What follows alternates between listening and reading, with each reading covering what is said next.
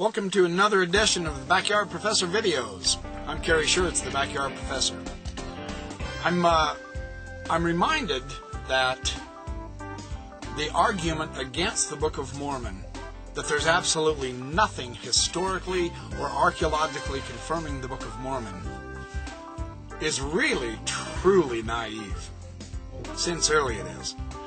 Raphael Patai, one of the great Jewish and Hebrew scholars who wrote numerous texts on numerous subjects, his last book that he studied, wrote and researched and wrote, The Children of Noah, out of Princeton University Press in New Jersey, 1998.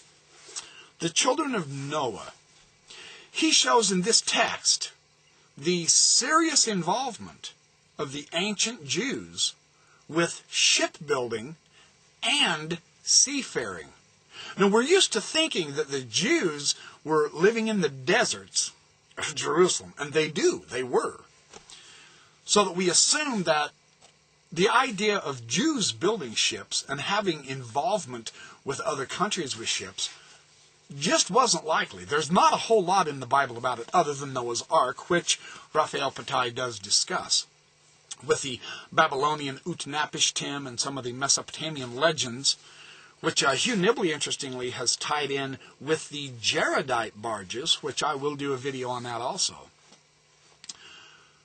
The history, the discovery, I should say, of the history of the Jewish seafaring is basically a recent phenomenon because of the archaeology. Now, this is remarkably interesting. Raphael Patai has numerous, I don't know if I can show this, I don't know if it will show up or not. He has numerous, no, it's not going to show.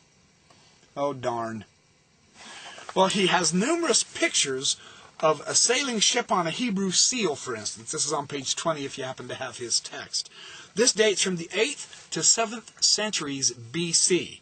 Now, this is on a Hebrew seal. It's a sailing ship. On page 29, Patai notes a clay model of a boat from the island of Cyprus. The prow is decorated with the picture of an eye, and he shows the picture. You can't see it very well. I'm sorry about that, but he has another sketch of a ship from Marasha. This is a city southwest of Jerusalem, about halfway to the seashore between Jerusalem and the Mediterranean. It dates from the 3rd century of the BCE era. This is on page 31 that he shows this ship. He shows another merchant ship on page 33. On page 41, he shows yet again, I know it's difficult to see it. I have to have my camera in the truck, otherwise the wind blows too loud. This is a figure 10 here he's describing on page 41. He says, is the construction of a papyrus boat as shown on an Egyptian wall painting. Such boats were known to the biblical Hebrews, who called them onayot ebe, and also as kili gome. This is from Isaiah 18:2. He shows various archaeological depictions of either neighboring countries who were involved, you know, the famous ships of Tarshish, and some of the seafaring ports. He actually has a picture, I don't know if I can find it real quick, of the amount of seaports on the Mediterranean surrounding Jerusalem. And it's an enormous, there's dozens of cities on the coast, on the seaports, showing that through the centuries, most people have ignored this aspect of the Jewish life. This idea that they were traders, that they were involved heavily with their neighbors to the north, the south, the east, and the west. The typical historical situation used to be that Israel was basically isolated and she was on her own. This picture is completely outdated through the archaeological and historical verifications of biblical scholarship.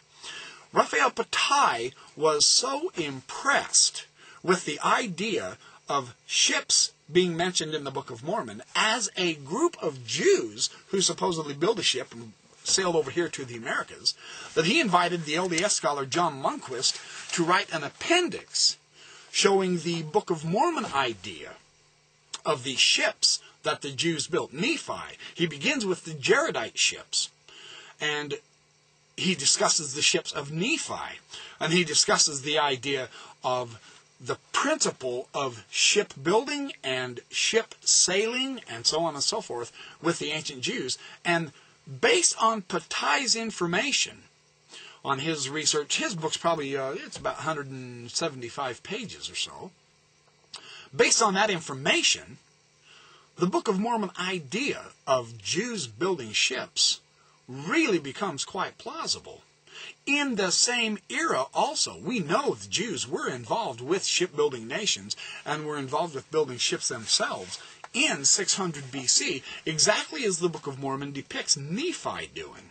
This is a remarkable connection with archaeology and history and ancient Jews, such as Nephi would have been.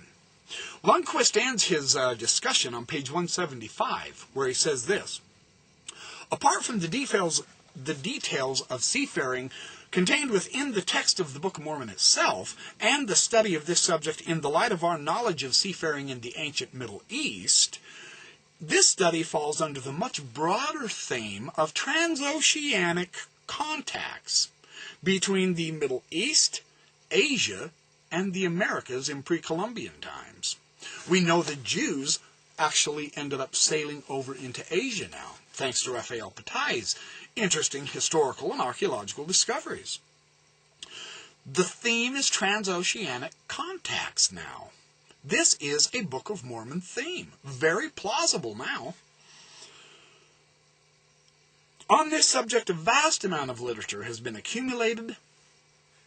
It's sufficient to state that there cannot any longer be any doubt regarding the extensive contacts made through the sea voyages between Asia and America in pre-Columbian times.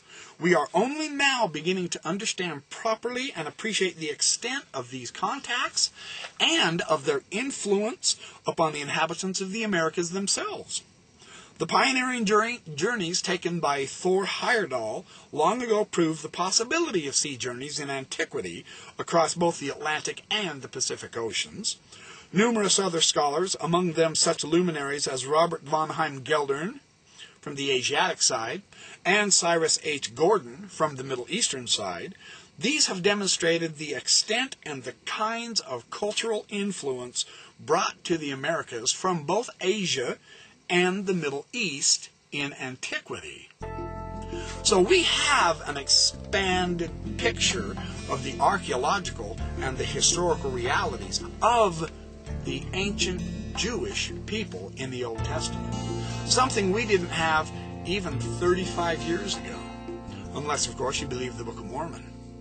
Now the scholarship is demonstrating this very powerful Book of Mormon theme through two very interesting disciplines, archaeology and history.